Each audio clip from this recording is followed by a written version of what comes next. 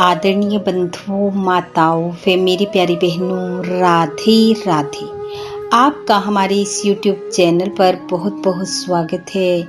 बंधुओं, आज हम इस वीडियो में वैशाख महत्तम का 6वां अध्याय सुनेंगे, जिसे सुनने सुनाने से भगवान श्री हरि की कृपा से मनुष्य पापों से मुक्ति पाता हुआ अंत में स्वर्ग लोक को प्राप्त करता है।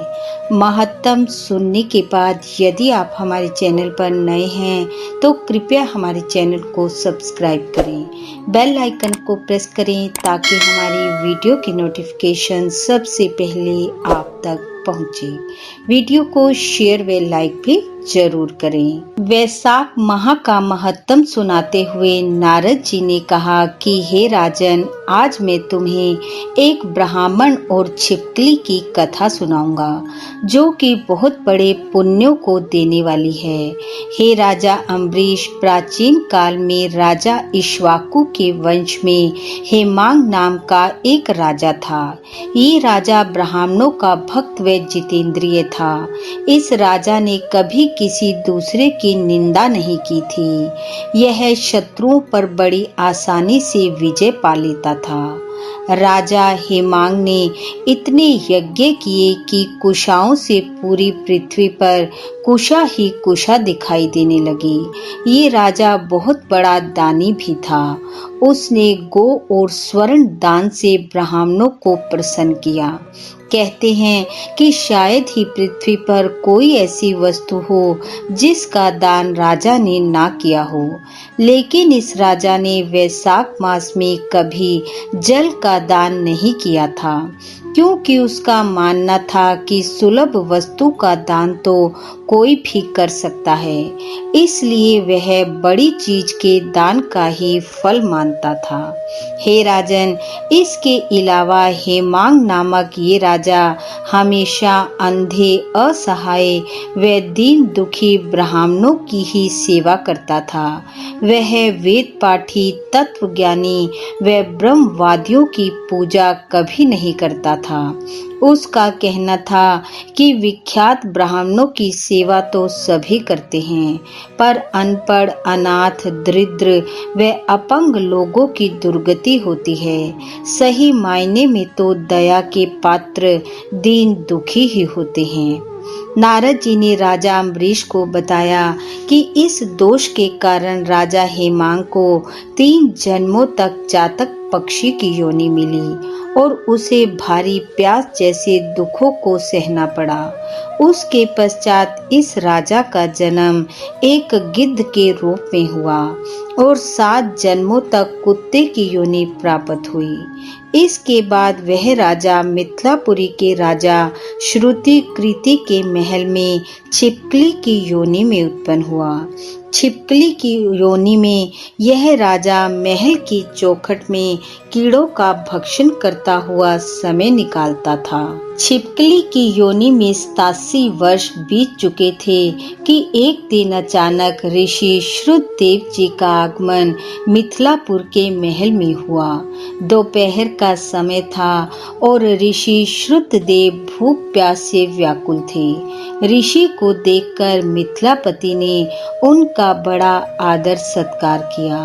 उन्हें एक भव्य आसन पर बिठाकर मधु, पर्क इत्यादि से उनका पूजन किया और ऋषि श्रुतदेव के चरणों को धोकर उस जल को अपने मस्तक पर छिड़का। देव योग से उस जल की एक बूंद छिपकली पर भी जा गिरी। जल की बूंद पड़ते ही छिपकली को अनेक योनियों के जन्मों का ज्ञान हो गया। छिपकली ने हाय हाय करते हुए कहा कि हे ऋषि देव, आप मेरी रक्षा करो। छिपकली के मुख से ऐसे वचन सुनकर ऋषि को बड़ी हैरानी हुई। ऋषि ने कहा कि तुम कौन हो और इतना विलाप किस कारण कर रहे हो? नारद जी कहते हैं कि ऋषि श्रुतदेव ने उस छिपकली से कहा कि तुम अपना सारा वृतांत मुझसे कहो, मैं अभी तुम्हारा उद्धार कर दूंगा। ऋषि के वचन सुनकर वह छिपकली कहने लगी कि हे ऋषिवर, मैं इक्ष्वाकु कुल में पैदा हुआ राजा हेमांग हूँ।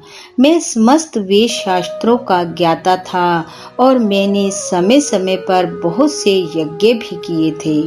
मैंने गोदान, स्वर्ण दान व अन्य बहुत से दानों से ब्राह्मणों की सेवा की। मैंने सदा धर्म पूर्वक राज्य किया, लेकिन फिर भी मुझे स्वर्ग प्राप्त नहीं हुआ। न जाने किस कारणवश मुझे 3 जन्मों तक चातक, 1 जन्म में गिद्ध और 7 जन्मों तक कुत्ते की योनि मिली। अब इस छिपकली की योनि में भारी दुख भोग रहा हूँ। आज जब ये राजा आपका चरणोदक अपनी माथे पर छिड़क रहा था तो उसमें से एक बूंद मेरे पर आ गिरी, जिसके प्रभाव से मुझे पूर्व जन्मों का स्मरण हो गया और मेरे बहुत से पापों का नाश हो गया।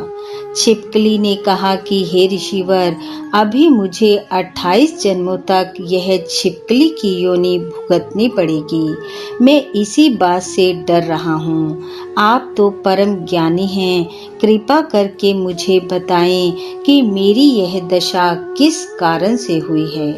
नारद जी बोले कि छिपकली की दुख भरी व्यथा सुनते ही ऋषि श्रुतदेव ने अपने ज्ञान चक्षु खोले और सब कुछ जान लिया।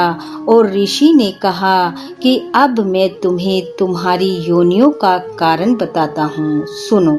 तुमने अपने जीवन काल में बहुत से दान तो किए, लेकिन भगवान विष्णु के अति प्रिय वैशाख महीने में कभी जल जैसा सुलभ दान नहीं किया, क्योंकि तुम जल दान को मूल्यहीन मानते थे।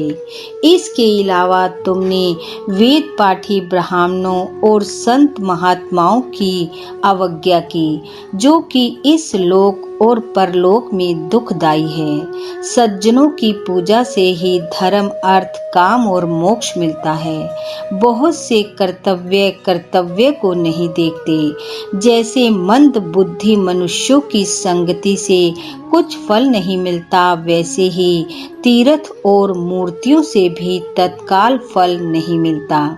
लेकिन महात्मा दर्शन मात्र से ही पवित्र कर देते हैं।